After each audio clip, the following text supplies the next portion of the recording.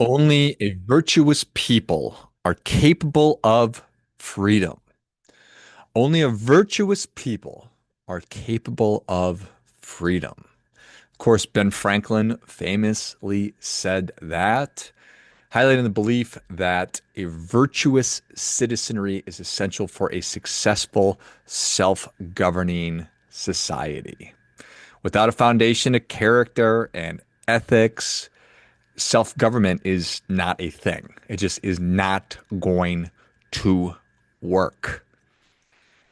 And what we want, what we have is a high trust society.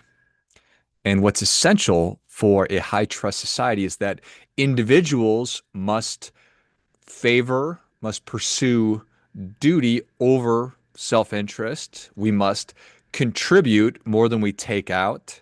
We understand that our choices ripple outward and impact others. And we have to align our personal behavior, our personal restraint with public trust. Makes sense. So virtue is essential. It's essential to the whole enterprise. It's essential for an individual to be successful, to realize potential, to be happy and healthy. And a society is, of course, made up of individuals. So if I want my household, my family to be successful, I have to be virtuous in my behavior towards them. They must be virtuous in their behavior towards me. And if we do that and we extend that beyond the borders or the boundaries of our home into our neighborhoods, into our towns, into our cities, into our state, into our country, then it all works. But if we don't, then it doesn't work. Is it that simple? Yes. But that's not simple at all because being a virtuous person turns out is really hard. It's really hard because it means that we are opting, we are choosing, we are making the choice to pursue discomfort. Not all the time, but sometimes, a good chunk of the time. We are going to do what's meaningful, not what's expedient. We are going to put in and invest versus simply extracting and taking. If all we're doing is taking, well, it doesn't work then. There will be no money left over for the rest of us. There will be no resources left over for others if we just take everything for ourselves. If we are selfish actors, if we are not virtuous, doesn't work. Something that I know we need to spend more time thinking about and considering, which is why I've been thinking and considering about this an awful lot lately. You look around what's going on in our country, in the world, and everything else. I think that we are losing sight of the value of a high trust, well-functioning society and what it takes for individuals to do that. So I want to do a quick overview of what a really high trust, what that means, what a high trust society is, and then get into what that means from an individual level of what we need to be doing and how we can better be additive versus just subtractive. So, a high trust society is one in which people generally expect others, we're talking strangers, our public institutions, our leaders, to act honestly, fairly, and reliably. And so, what that does is it creates stable footing, a strong foundation of cooperation, economic prosperity, social cohesion, and democratic stability. So, there's a lot that goes into that. Each one of these is an essential component. It's essential. You have to have each one of these. We have to have the rule of law. So, have to have a fair and legal, impartial justice system. Laws have to be applied equally to everybody, regardless of their status, regardless of wealth, regardless. We need to apply the laws equally to everyone. We need consistent enforcement of these laws. Justice must be predictable and transparent. It must be cause and effect. If you break the law, this is the consequence that you will face. We have to be able to protect property rights and contracts. We have to believe that when we enter into an agreement, that it's going to be honored, that my interests will be protected. We need to have transparent and accountable institutions. We can't tolerate corruption at any level. When public officials act in the public interest, it works. When public officials act in their self-interest, it doesn't work. Same thing. We need accountability mechanisms. We need checks and balances. We need a free press. We need to audit these institutions. And we need citizen oversight to help ensure leaders serve the people. How are we doing there lately? We need competence. Institutions must be effective and capable of delivering the services that they promise, that we invested in, and solving the problems that they are tasked with solving. How are we doing there? How are our elected officials doing in that circumstance? I don't know. I don't think that they're doing very well. Cultural norms and shared values. Honesty and integrity are essential social expectations that discourage lying, cheating, and stealing. So that has to be the norm. High trust means I trust the people in society to act in a certain way. That if I turn my back, you're not going to stab me or steal my wallet. You're not going to steal my car. If I go out of town, you're not going to move into my house. This isn't rocket science. Reciprocity and fairness are essential. People must trust more when they believe others will return kindness and fairness. Trust is established when I know if I am a good actor in this exchange, that you are also going to be that way. That you're going to stop at red lights and not just blow right through them. That we're going to look out for the neighbor's kids. We're going to look out for one another. We're going to look out for the elderly people down the road. Whatever it is, we have to trust that if we engage in a cooperative manner, that will be reciprocated and the cooperation will come back to me. We have to take a long-term view on these things, on society itself. We have to invest in the future, in relationships, in education, and institutions. If I'm just in it for me, and in the short time that I'm around, it doesn't work. That's why birth rate is a really, really, really, really dangerous thing. And it's not just because there's not going to be any people left. It's because if you don't have kids, then you don't really have a vested interest in the future. We can have a conversation about that, but I think that that's a fundamental thing. And we have to be invested in the future. But even beyond that, part of this that it works is that new people come into the equation as babies and old people exit through death, because that's what we human beings do. We rely on new people coming in and old people exiting. We also rely on younger people putting money into the Social Security program, which pays for current older people who are taking out. So it's this balance, it's this equilibrium, which is obvious, but if we don't think about it, then we sort of forget about it. We need to have a strong civil society where people are engaged, that we participate in local and national organizations, and then we're going to build trust within different diverse groups within the country. We need social capital. We need networks of relationships, people cooperating, mutual support. That's why we have alumni associations and different groups of affinities, just all different kinds of groups with various interests. You're doing your thing, but we're all cooperating and mutually supporting each other. We need to have economic opportunity.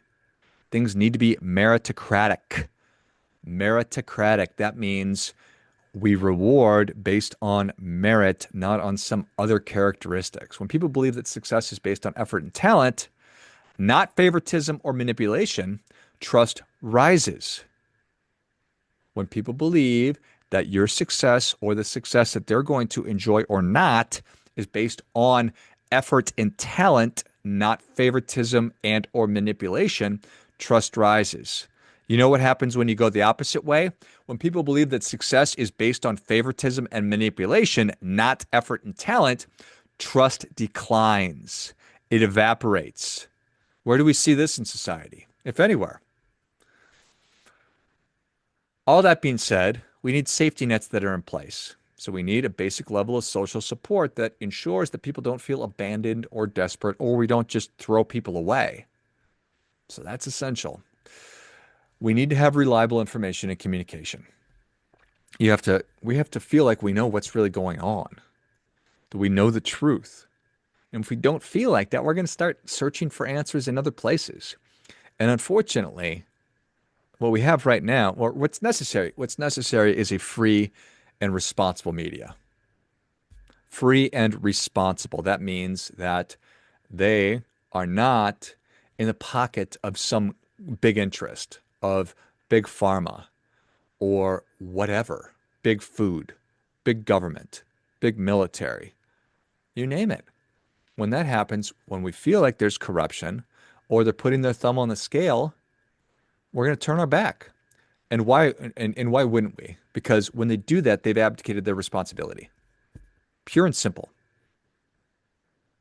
So we have to have an independent journalism that promotes transparency and helps expose abuses. We have to have that. We have to have shared reality, which is called the truth. It needs to be accepted. That's why this idea of misinformation, disinformation, or malinformation, it's true, but it's dangerous because the people that are telling us that one side is misinformation or malinformation or disinformation, we don't believe what they're we don't trust them. And if the different sides, if Republicans and Democrats both have a TV channel, then it's just propaganda. That's all it is. It is simply propaganda. Is it state sponsored? Sometimes it's not. It's just bias. And that's a shame because it is better and essential in a high trust, well functioning society that we believe that the information that we're receiving is true and accurate, and we can all agree on those facts. It has to be true. We need low inequality and we need social mobility. When there are extreme disparities in wealth and power, there is going to be resentment and suspicion. People must have the opportunity to advance. People have to believe that the system works for people like me, not just for other people. I mean, the idea of a caste system where you're just where you're at forever, that's been a part of the human condition for a really long time in the human experience. But in a high trust, well functioning society like I'm talking about, that's not the way. And we can't have that. So we have to feel like we can get ahead, like we can have better lives than that of our parents, the people that came before us, whatever it might be, that we have the ability to reach our ultimate potential, whatever that might be. We need to have a healthy historical memory and reconciliation. So we have to acknowledge past wrongs. Just like we need to do that in our personal lives. That I screwed up. This was a mistake. This is a blemish on our history, but not one we're going to turn away from. Not the one that we're going to try to cover up. It's one that we're going to face and move forward accordingly. So that's appreciative, additive, important. We need to be able to forgive and heal. We need to be able to forgive and to heal. We digress upon each other all the time. I did something bad. I need to be able to apologize for it. I need to be able to receive forgiveness. So I think that when we're able to do this, we find that trust begets trust. It's this virtuous cycle, a positive feedback loop. When people are trusting, when people experience trustworthiness, we're more likely to trust in others and to behave in ways that propagate more trust. So all that makes sense, right? It all makes sense. What's your and my role in it? Again, I talked right at the top that we need to be virtuous people. And being virtuous means that I build myself up to be capable of just about anything, but I act in a beneficial way. So if I'm capable of kindness, which I am, that I am kind to both myself and others, and not a colossal jerk.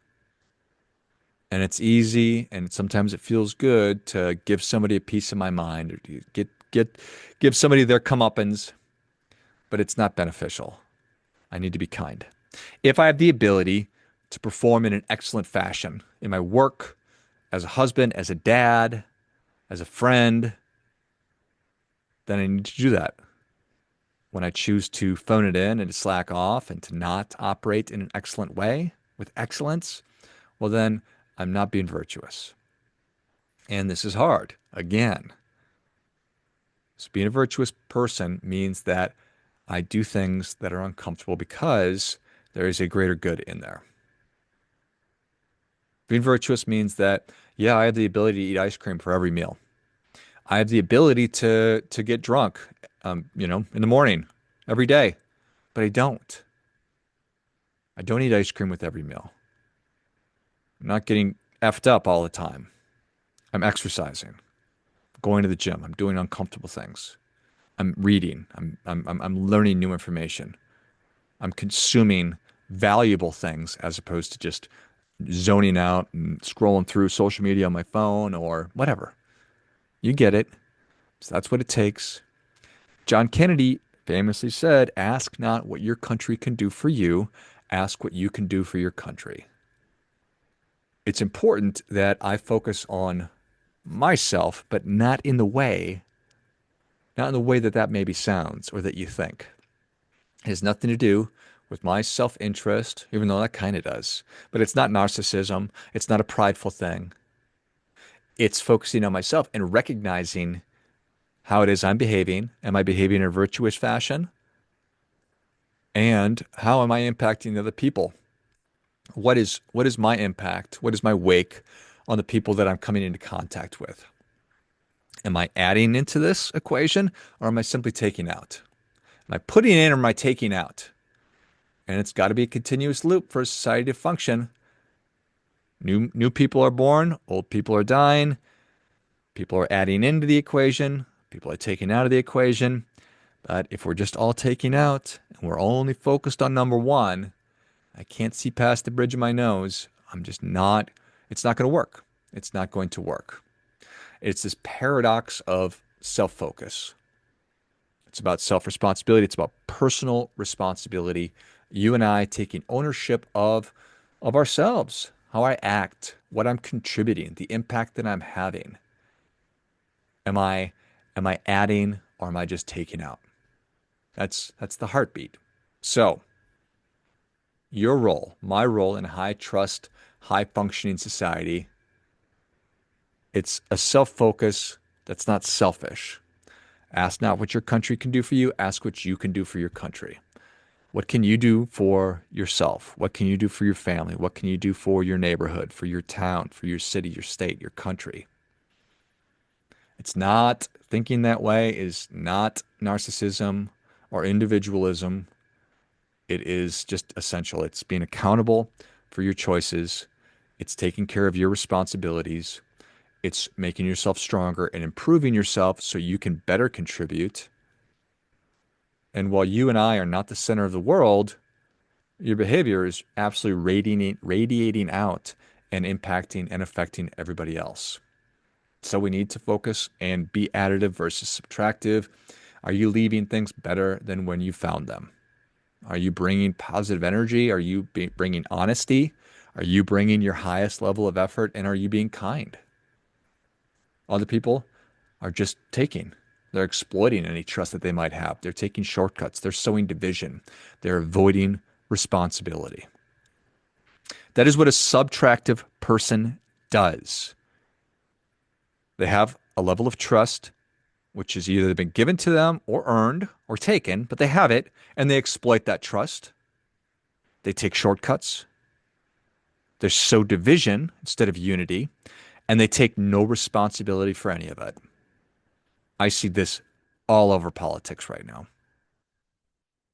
Our politicians, by the very nature of their office, have trust, but they're exploiting it.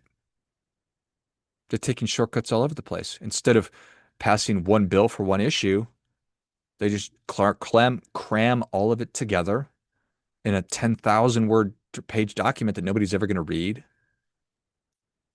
They're more divisive than they are than they are bringing people together. And I don't see any of them taking responsibility. So, for you and I, are you depositing into society's bank account? Or are you just always taking money out? So there's this loop, this generational reciprocity that I touched on. Young people give labor, energy, innovation, child rearing. Older people receive care, respect, and the fruits of past investments that they have made. Eventually, the loop switches, or rather, the roles switch. You go from paying in to taking out. The loop continues. The loop continues, or it stops right in its tracks. I mean, when the loop breaks, trust is broken. Like, oh, these people just took. They kept taking and taking and taking. They never give. So it's demotivating. It's disenfranchising. It's nothing but a positive. It's nothing but a really negative thing. So you have a footprint. You are leaving tracks. You can call it your trust footprint. Every person contributes to the collective in some form or fashion. So think about this. Did you show up on time? Did you keep your word? Did you do your job with care even when nobody's watching? Are you telling the truth? Do you respect our common spaces? Do you respect the roads? Do you respect the parks? I was driving around with my kids this weekend, and certain parts of the place we drove past said, "Oh, look at that. It looks so nice." People worked extra hard to make this a really nice space. But then a couple of blocks later, it was garbage all over the side of the road. It's like, oh, this looks terrible. And it comes down to you and I. Are we just going to throw garbage out the window? Or are we going to throw garbage in the trash can and not litter? Take that one step further. Maybe I'm going to bring a garbage bag to the park next time and pick up a couple of things. So I'm very much, that's addition through subtraction, obviously. So every one of these actions, it's either reinforcing trust or it is eroding trust. And of course, self-governance is the root of all governance. The less people govern themselves, the more rules, enforcement, and surveillance are needed. So there you go. As we continue slipping more towards the Orwellian 1984 version of society, it's just because we are failing to govern ourselves. And if we can't govern ourselves, well, we're going to need more rules. We're going to need more enforcement, and we're going to need mom to look at us all the time. What part of that sounds good to you? None of that sounds good to me. So, making the shift from entitlement to stewardship. Maybe that's something that we need to do. And of course it is. All of these are things. So it's not, I deserve, I'm going to get mine, to I'm responsible. Shift, I deserve, to I'm responsible. All lead. All look for areas and opportunities where responsibility has been abdicated by those that we put in charge, or we tapped or hoped, put our faith in that these people would do the things in the right way. If they're not going to, well, then I will.